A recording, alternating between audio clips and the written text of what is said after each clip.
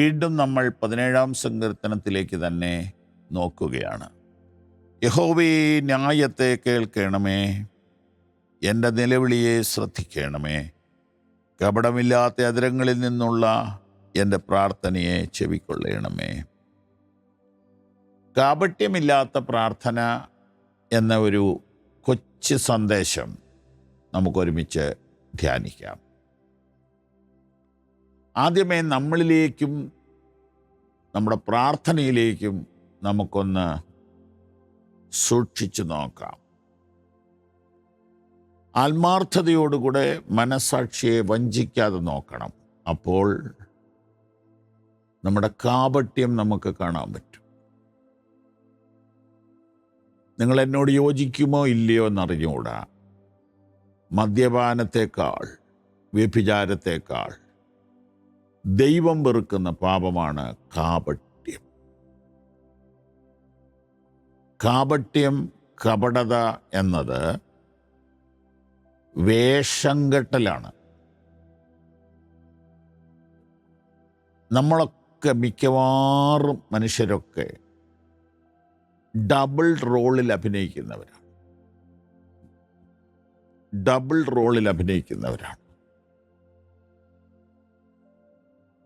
അല്ലേ? അത് തെറ്റാന്ന് ഞാൻ പറയുന്നില്ല. ഉദാഹരണത്തിന്, ഞാൻ വീട്ടിലിരിക്കുമ്പോൾ ഷർട്ട് ഇടാതെ ഇരിക്കുന്നു. ഒരാൾ വന്ന് കോളിംഗ് ബെല്ലടിച്ചാൽ ഞാനൊരു ഷർട്ട് ഇട്ടോണ്ടേ പുറത്തേക്ക് പോവുള്ളൂ. അപ്പോൾ എൻ്റെ വീട്ടിലെ രൂപമല്ല മനുഷ്യരുടെ മുൻപിൽ.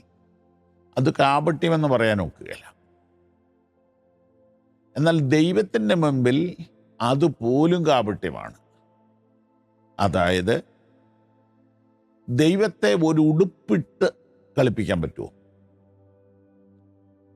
എൻ്റെ ഈ ത്വക്ക് മറയ്ക്കാനല്ലാതെ എൻ്റെ ഹൃദയത്തെ മറയ്ക്കാൻ ഉടുപ്പിന് പറ്റുമോ? അപ്പൊ കപടമില്ലാത്ത പ്രാർത്ഥന എന്ന് പറഞ്ഞാൽ നാട്യമാകരുത്. ചുങ്കക്കാരനും പാപിയും പ്രാർത്ഥിക്കാൻ പോയി. ചുങ്കക്കാരൻ്റെ പ്രാർത്ഥന ദൈവം തള്ളിക്കളഞ്ഞു. പാപിയുടെ പ്രാർത്ഥന ദൈവം അംഗീകരിച്ചു. ചുങ്കക്കാരൻ പറയുകയാണ്, ഞാൻ ഇവനെ പോലെ അല്ല. അല്ലെന്ന് ആര് പറഞ്ഞു? നിനക്ക് തോന്നുന്നതല്ലേ? ഞാൻ ദശാംശം കൊടുക്കുന്നുണ്ട്, ഞാൻ ചാരിറ്റി ചെയ്യുന്നുണ്ട് എന്നിവൻ പറഞ്ഞ് അവൻ്റെ തനി സ്വഭാവം മറച്ച് ദൈവത്തെ പറ്റിക്കാൻ ശ്രമിക്കുമ്പോൾ അപ്പുറത്തൊരുത്തൻ നിന്നുകൊണ്ട് മാറത്തലച്ചുകൊണ്ട് കരഞ്ഞു പ്രാർത്ഥിക്കുകയാണ്, പാപിയായ എന്നോട് കരുണ തോന്നണം. അവനൊന്നും മറയ്ക്കുന്നില്ല. അവൻ്റെ പ്രാർത്ഥന ദൈവം കേട്ടു. എത്രയും വാത്സല്യമുള്ള ഞങ്ങളുടെ സഹോദരി സഹോദരന്മാരെ, നമ്മളൊന്നുകൂടി ഒരു സൂക്ഷ്മദർശനം നടത്തിയാൽ നമ്മളൊക്കെയും ചിലപ്പോഴൊക്കെ കാപട്യത്തോടെ പ്രാർത്ഥിക്കുന്നവരാണ്. എൻ്റെ ഒരു ഇഷ്ടമുള്ള വിഷയമാണ് ഇത്. ഈ റിയാലിറ്റിയെ അങ്ങ് വെറുക്കുന്ന ഒരു ലോകമായി. കാപട്യത്തിനാണ് മാർക്കറ്റ്. സ്വർണത്തേക്കാൾ ഭംഗിയുള്ള റോൾഡ് ഗോൾഡ്, യാഥാർത്ഥ്യത്തേക്കാൾ വിലയുള്ള അഭിനയം.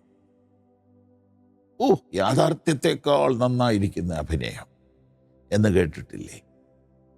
ഇതെല്ലാം ഈ ഭൂമിയിൽ നടക്കുമ്പോൾ യാഥാർത്ഥ്യം മാത്രം നിലനിൽക്കുമെന്ന് ഓർത്തുകൊള്ളുക. നമുക്കിങ്ങനെ തന്നെ പ്രാർത്ഥിക്കാൻ പറ്റുമോ? ദൈവമേ, കപടമില്ലാത്ത അധരങ്ങളിൽ നിന്നുള്ള എൻ്റെ പ്രാർത്ഥന ചെവിക്കൊള്ളണമേ. കുറഞ്ഞ പക്ഷം പ്രാർത്ഥിക്കുമ്പോഴെങ്കിലും റിയലാകുക. B real.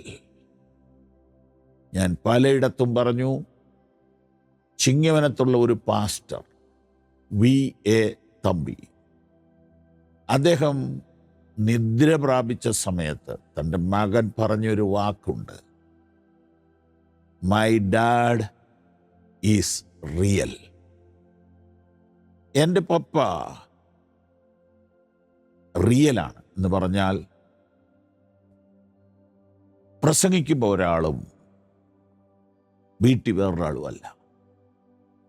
വീട്ടിലെന്തോ അത് തന്നെയാണ് അദ്ദേഹം സഭയിലും സ്റ്റേജിലും പ്രസംഗപീഠത്തിലും. അദ്ദേഹത്തിന് രണ്ട് മുഖമില്ല.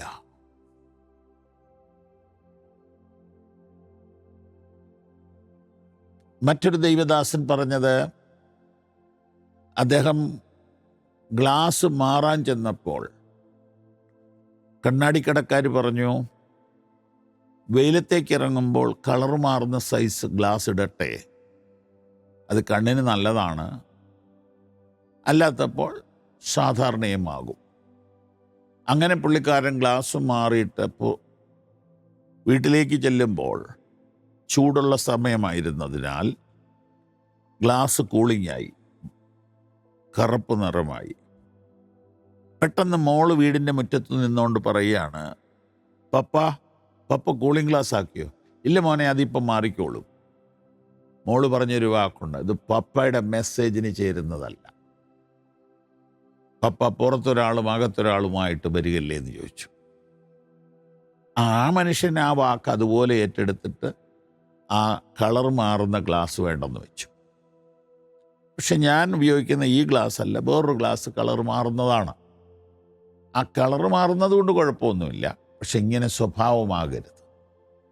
അവസരവാദികളെന്നാണ് അവരെ പൊളിറ്റീഷ്യൻസ് വിളിക്കുന്നത്.